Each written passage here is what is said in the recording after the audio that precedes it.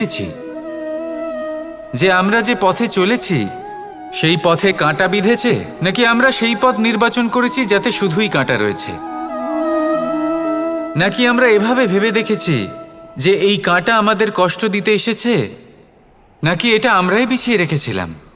সাবধান থাকা উচিত ছিল, কারণ কাঁটা বিঁধলে যন্ত্রণা হবে, চিৎকার করে ফেলতে পারি, মুখ থেকে অভিশাপও বেরিয়ে আসতে পারে। কিন্তু এই অভিশাপ শুধুমাত্র আমাদের তরফ থেকে অভিশাপ হয়, সামনের ব্যক্তিটির ওপরও নির্ভর করে।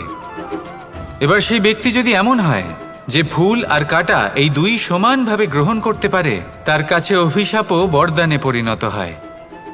শেষ পর্যন্ত ব্যাপারটা দাঁড়ায় ভাবনা, চিন্তা, দৃষ্টিভঙ্গির ওপর।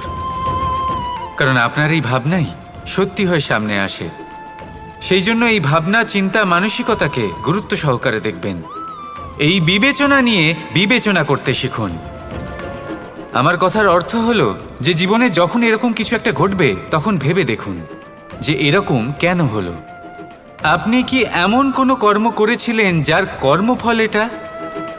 এমন কোনো কাজ যা অনুচিত ছিল, অসত্য ছিল, যা অভদ্রতার কারণ ছিল?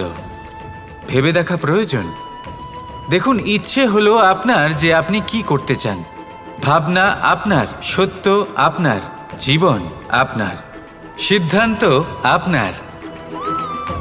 আসুন আর আমার সাথে ভালোবেসে বলুন, রাধা রাধা।